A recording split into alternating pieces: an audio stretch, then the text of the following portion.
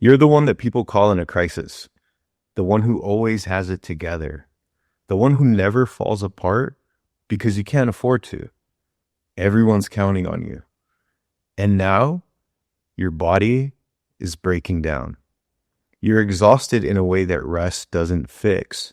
You have chronic tension, racing thoughts at night, anxiety that won't quiet. Here's what no one tells you. Being the capable one isn't a strength anymore. It's killing you. In the next few minutes, I'm going to show you how being the capable one became your survival strategy, why your body is breaking under this role, and what needs to happen for you to finally stop. You're the person that everyone turns to, the competent one, the one who solves problems, holds it together, never needs help. And you're so good at it that people don't even ask if you're okay. They just assume that you are. Meanwhile, your body is screaming. Tension, headaches, insomnia, chronic fatigue, anxiety. You know you need to stop, but you don't know how. Not without feeling like you're letting everyone down. I'm Dr. Oscar Perez, the Soul Recovery Specialist. I work specifically with healing professionals who spent their lives being the capable one. And I can tell you, this role didn't start when you became a healer. It started much earlier, and it's been costing you your health and your vitality ever since. I'm going to show you the ways that being the capable one is destroying you little by little. And what has to shift for you, not only to survive, but to thrive. You became the capable one because it was your survival. Being the capable one wasn't a choice. It was adaptive. You most likely grew up in an environment where chaos, instability, or emotional intensity required someone to be the adult. And that someone was you, even if you were a child. Your nervous system learned that if I'm safe when I am competent, I'm only valuable when I'm useful. This role kept you safe then, but it's slowly wearing you down now. Here's what you need to understand. Being capable saved you once. Now, it's killing you. Every capable one I work with has a history of early responsibility. They were the parentified child, the family mediator, the one who held everyone's emotions.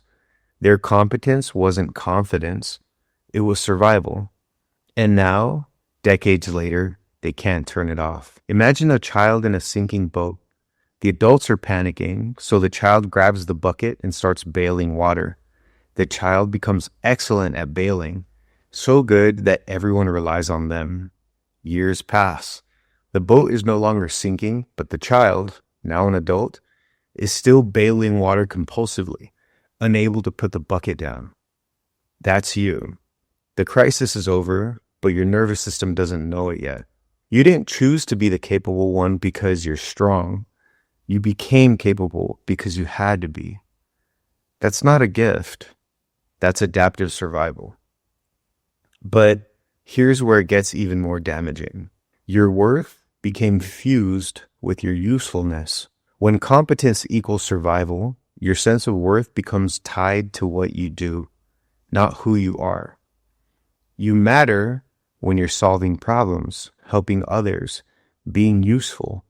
When you're not performing competence, you feel invisible, irrelevant, or anxious. This creates an impossible trap. You have to keep proving your worth through constant capability. Rest or vulnerability feels like becoming worthless. You don't fear rest, you fear becoming irrelevant. Capable ones tell me the same thing. If I'm not helping, who am I?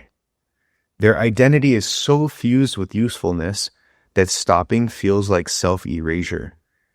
They can't rest because rest means they stop mattering. Imagine a performer who only gets applause when they're on stage.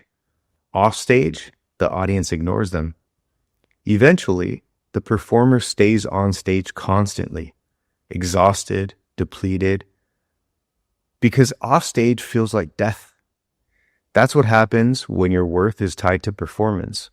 You can't leave the stage without feeling like you disappear. When you imagine doing nothing, like truly resting, not being useful to anyone, do you feel anxious, guilty, or like you'd become invisible? That's worth fused with usefulness. And here's what this is doing to your body. Your body stays in hypervigilance because competence requires constant readiness. Being capable means that you have to be ready, always scanning, anticipating, prepared to handle the next thing. This keeps your nervous system in chronic hypervigilance. Elevated cortisol, shallow breathing, muscle tension. Your body can't distinguish between being prepared to help and being prepared for danger. So you're in constant low-grade fight or flight, even when nothing is actually wrong. This creates physical symptoms: tension, insomnia, digestive issues, anxiety. Your body thinks that being capable means being under threat all the time. Every capable one I work with has the same physical symptoms: chronic tension, especially in the shoulders, the neck, and the jaw, racing mind at night, difficulty relaxing when they try.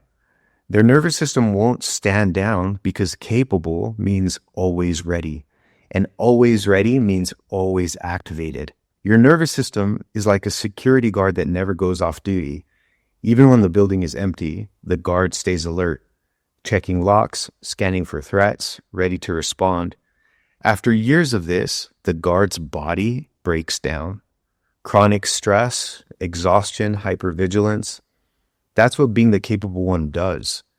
It keeps your internal security guard on duty 24/7. Do you have chronic tension in your shoulders, neck, or jaw? Does your mind race at night, even when nothing urgent is happening? Do you startle easily or feel on edge, even when you're relaxing? If the answer is yes to all three of these, your body is in chronic hypervigilance from years of compulsive competence.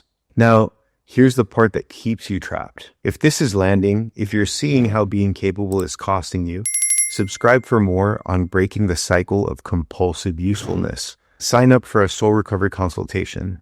The link is in the description. People have learned not to support you because you never ask. When you're always capable, people stop offering support, not because they don't care, but because you've trained them that you don't need it. You never ask for help. You handle everything. You're fine. Over time, your relationships become one-directional. You give, others receive, and that's it. This creates isolation. You're surrounded by people, but functionally alone. And when you finally need support, you don't know how to ask, and others don't know how to offer. You trained everyone around you that you don't need help. Now, you're drowning and no one knows. Capable ones tell me constantly, no one ever asks if I'm okay. Everyone just assumes that I'm fine. But when I ask, have you ever told anyone that you're not fine? The answer is no. They perform capabilities so well that people genuinely believe they don't need support. Imagine wearing armor every day. The armor is so convincing that everyone believes you're invincible. Years pass. The armor is suffocating you, but you can't take it off because everyone expects you to be strong. When you finally crack, people are shocked, not because they didn't care, but because you never let them see that you needed help. The armor protected you from vulnerability, but it also isolated you completely. Think about your closest relationships. When was the last time that you genuinely asked for help? Not delegated a task, but admitted that you were struggling. If you can't remember, you've isolated yourself through competence. So what actually breaks this pattern? Here's what has to change. You have to give yourself permission to be human, not just be capable. Breaking the capable one pattern means letting yourself be seen as human, struggling, uncertain, needing support. This requires practicing incompetence, deliberately not handling everything, not being fine, not having the answer.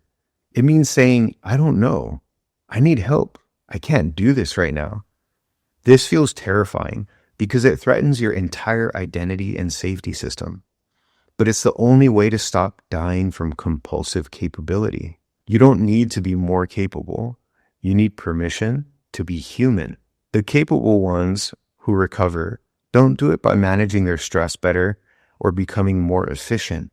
They do it by deliberately practicing vulnerability, by asking for help, admitting struggle, letting themselves not have it together. And their relationships deepen, their bodies relax, their lives become sustainable. You have to stop saying, "I'm fine," when you're not. Stop automatically solving every problem that arises.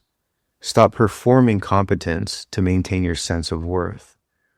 You got to start practicing saying, "I'm struggling," or "I need help," out loud to real people. You need to start letting others see you when you feel uncertain, tired, or don't have the answer. You need to start practicing incompetence deliberately, not handling something and seeing what happens. Here's the specific practice that begins breaking the pattern. Breaking the capable one pattern requires practicing deliberate vulnerability, small, repeated experiences of not being capable and discovering that you're still safe, still valued, and still belonging. This practice combines acknowledgement, as in naming the role, permission, or releasing the obligation, and action, practicing incompetence in safe ways. This works because acknowledgement brings the unconscious role into conscious awareness. Permission challenges the belief that capability equals worth, and small incompetence experiments prove that you're safe even when you're not performing. Repetition retrains your nervous system. I don't have to be capable to matter. Imagine an actor who's played the same role for 30 years. They've forgotten who they are off stage. To remember, they have to deliberately step out of character, awkwardly at first, feeling exposed and uncertain. But each time they do, they remember, I'm not the role. I'm the person who can choose whether to play it. That's what this practice does. It reminds you that capable is a role that you learned, and it's not who you are. It's not the entirety of who you are. So tonight, begin this 3-part vulnerability practice. The first part is acknowledgement. So find a quiet space, sit comfortably, place one hand on your heart and say out loud, I've been the capable one. I learned to be useful to survive. This role protected me, and it's exhausted me. Acknowledge, I don't have to be capable to be worthy. I matter even when I'm not useful. Breathe into this truth for 5 minutes, even if you don't fully believe it. The second part this week is permission. Write these 3 statements and read them daily. I have permission to not know the answer. I have permission to ask for help. I have permission to be struggling and still be valuable. I have permission to be human, not just capable. And the third part over the next 2 weeks is incompetence experiments. Practice small acts of deliberate incompetence to prove you're safe when you're not performing capability. For the first week, when someone asks, are you okay? Say, actually, I'm struggling. Don't fix it, just name it. Ask someone for help with something that you could do yourself. Admit, I don't know, when you don't, instead of figuring it out alone. Let someone see you tired, uncertain, and not having it together. In the second week, don't solve a problem that arises. Just let someone else handle it. Tell someone, I need support, and let them offer it.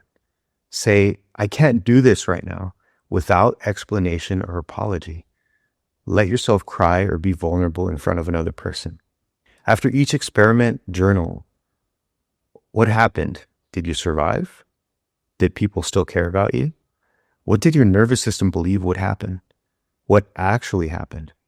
This works because acknowledgement brings the unconscious role into awareness. Permission directly challenges worth and gives you usefulness programming. Small incompetence experiments provide evidence that say you're safe even when you're not capable. Repetition retrains your nervous system. Each success proves that your worth is tied to your performance. The goal isn't to stop being capable, it's to stop believing that you have to be capable to matter. You've carried the weight of being capable for so long that you've forgotten that you're allowed to be human. You don't have to have it together all the time. You don't have to solve everything. You don't have to be strong for everyone. It's okay for you to experience struggle, to feel uncertain, to need help, and to still be worthy, to still belong, to still matter. That role of being the capable one kept you safe once. Now, it's time to put it down. Subscribe for more on releasing survival roles and reclaiming your humanity. And if you're ready for support in breaking the capable one pattern, check the link in the description for a soul recovery consultation. You deserve to be seen as human, not just useful.